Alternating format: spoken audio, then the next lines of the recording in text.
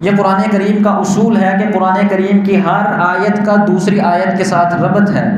ہر جملے کا دوسرے جملے کے ساتھ ربط ہے،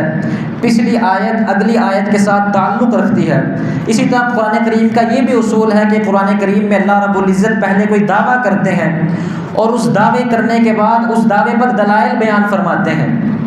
کوئی دعویٰ قرآن کریم میں اللہ رب العزت کرتے ہیں، اس دعوے کے بعد اس پر دلائل بیان فرماتے ہیں۔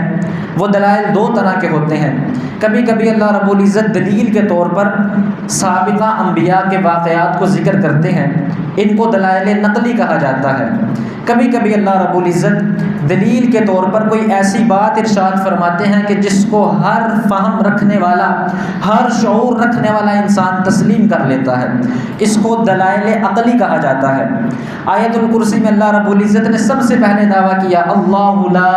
الہ الا ہو، کہ کوئی بھی الہ نہیں ہے سوائے اللہ کے، یہ دعویٰ کیا۔ اور اس دعوے کے بعد اسی آیت میں اس دعوے پر 7 دلیلیں قائم فرمائی۔ دعویٰ کرنے کے بعد اللہ رب العزت نے کوئی زور زبردستی یا دھینگا مشتی نہیں کی کہ اگر میرے اس دعوے کو تسلیم نہ کرو تو تمہیں تباہ و برباد کر دوں گا، نہیں، بلکہ اس دعوے کو ذکر کرنے کے بعد اللہ رب العزت نے اس دعوے پر 7 دلائل قائم فرمائے۔ سب سے پہلے فرمایا اللہ لا الہ الا ہو، یہ دعویٰ ہے کہ کوئی الہ نہیں، عرش بری پر بھی، فرش زمین پر بھی،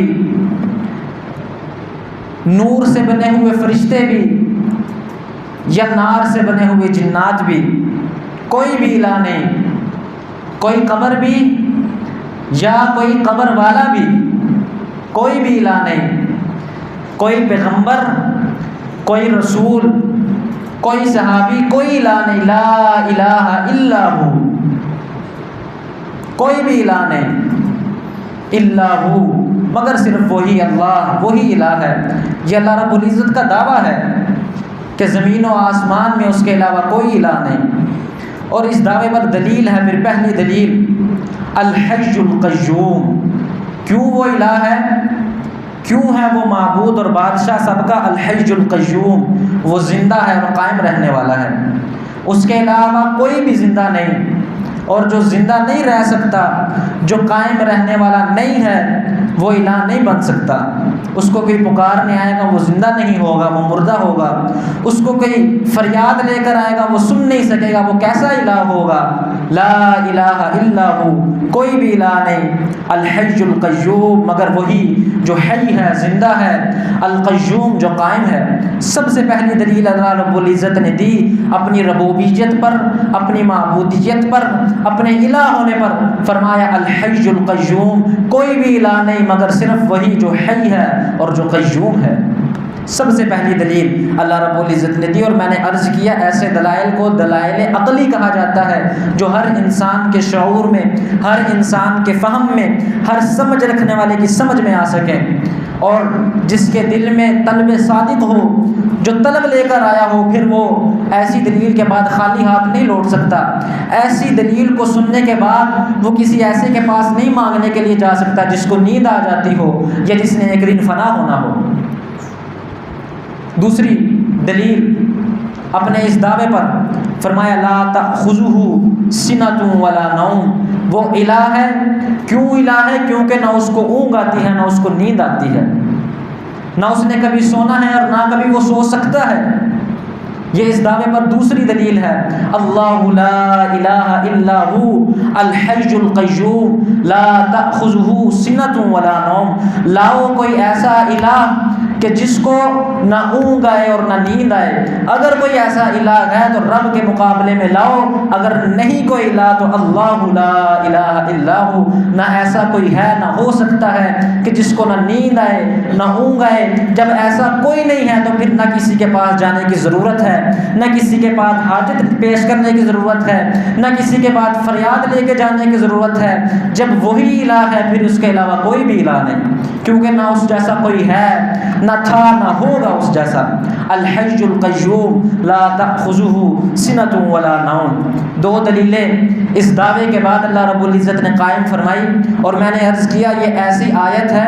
اس پر میں بعد میں آتا ہوں کہ اس آیت کو جو جملے ہیں ان کی کتنی فضیلت ہے۔ پہلے دلائل میں عرض کر دوں، اور تیسری دلیل دی لہو ما فی السماوات و ما فی الارض، اسی کے لیے ہے جو کچھ زمینوں میں ہے، اسی کے لیے ہے جو کچھ آسمانوں میں ہے، اس کے علاوہ جتنا کچھ زمین میں پھیلا ہوا ہے کسی کا رتی بر اختیار نہیں، اس کے علاوہ جو کچھ آسمانوں میں پھیلا ہوا ہے اس پر کسی کا رتی بر اختیار نہیں۔ لہو ما فی السماوات و ما فی الارض، اسی کے لیے ہے جو کچھ زمینوں میں ہے، اسی کے لیے ہے جو کچھ آسمانوں میں ہے۔ اگر اس کے علاوہ کوئی ایسا ہے کہ جس کی زمین پر بادشاہت ہو یا جس کی آسمان پر بادشاہت ہو، اس کو الہ مان لو، مگر اس کے علاوہ کوئی ڈھونڈنے سے نہیں ملے گا۔ لہو ما فی السماوات و ما فی الارض، اسی کے لیے ہے جو کچھ زمینوں میں ہے، اسی کے لیے ہے جو کچھ آسمانوں میں ہے۔ یہ بادشاہت اس کے علاوہ جتنی بھی ہے وقتی بادشاہت ہے، عارضی بادشاہت ہے، اور یہ ایسی بادشاہت ہے کہ جو نہ سکون دے سکتی ہے، یہ ایسی بادشاہت ہے جس کا نہ کوئی دوام ہے،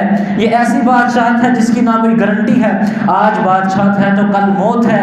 آج اگر حکومت ہے تو کل اس کو فنا ہے، آج اگر اختیار ہے تو کل بے اختیار ہے، آج اگر تخت پر ہے تو کل وہ جیل میں ہے۔ لہو ما فی السماوات و ما فی الارض، وہی ہے اللہ کے جس کی بادشاہت ہے آسمانوں میں بھی اور زمینوں میں بھی۔ اس لیے دعویٰ کیا اللہ لا الہ الا ہو الحی القیوم، کہ وہی الہ ہے اللہ کہ جس کے علاوہ نہ زمینوں میں کوئی الہ، کہ جس کے علاوہ نہ آسمانوں میں کوئی الہ۔ اگلی دلیل ارشاد فرمائی من ذا الذی یشفع عندہ الا باذنہ، کہ وہی اللہ ہے کہ جس کے پاس اس کی اجازت کے بغیر کوئی سفارش نہ کر سکے گا۔ یہ اس کی بادشاہت کی آخری حد ہے کہ جب ساری انسانیت سسک رہی ہوگی اور اپنے گناہوں کے بوجھ تلے اور اپنے گناہوں میں ڈوبی ہوگی، اور ہر شخص کو انتظار ہوگا کہ اب حساب شروع کیا جائے، ہر شخص کو انتظار ہوگا کہ یہ جو لمبا انتظار ہے یہ ختم ہو، اور ساری انسانیت سسک رہی ہوگی، انبیاء بھی، اولیاء بھی، بڑے بڑے قطب ابدال، اور ساری انسانیت سسک رہی ہوگی، کوئی اس کے پاس سفارش نہ کر سکے گا الا باذنہ، مگر وہی جس کو وہ اجازت دے گا۔ ساری کائنات اس کے سامنے ہوگی، اس کے جواب کا انتظار کر رہی ہوگی، کوئی اس کے سامنے لب نہ ہلا سکے گا، کوئی بادشاہ، کوئی وزیر، کوئی مالدار، کوئی ولی، کوئی صحابی، کوئی کتب، کوئی ابدال، کوئی سفارش نہ کر سکے گا، کوئی زبان نہ ہلا سکے گا الا باذنہ، مگر وہی کہ جس کو اللہ اجازت دے گا۔ یہ اس کی بادشاہت ہے، یہ اس کی ربوبیت ہے، یہ اس کی معبودیت ہے،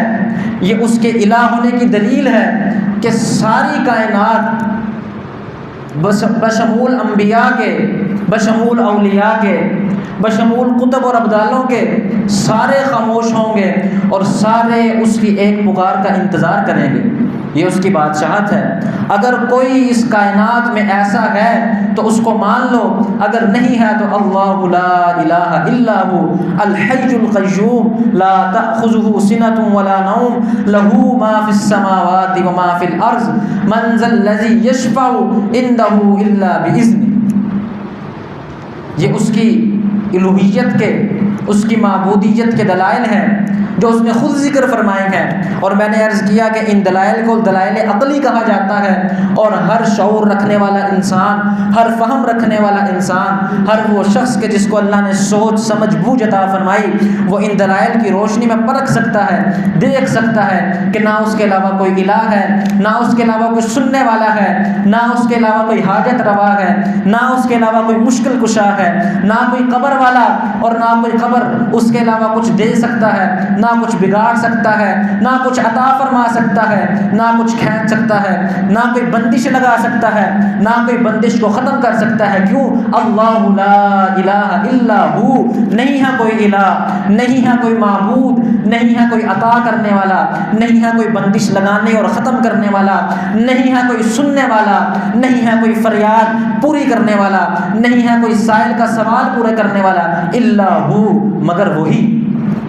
کیوں؟ کیونکہ نہ اس کو اونگ آتی ہے، نہ اس کو نیند آتی ہے، وہ سنتا ہے، وہ دیکھتا ہے، وہ عطا فرماتا ہے، اور اسی کے قبضہ قدرت میں کائنات کی ہر چیز ہے، اسی کے قبضہ قدرت میں آسمان اور زمین کے خزانے اور کنجیاں ہیں، اسی کے قبضہ قدرت میں عزت بھی ہے، اسی کے قبضہ قدرت میں ذلت بھی ہے، اسی کے در پر سب کچھ ہے، اس کے در کے علاوہ کچھ بھی نہیں۔ اللہ لا الہ الا ہو، کوئی الہ نہیں مگر وہی الہ ہے۔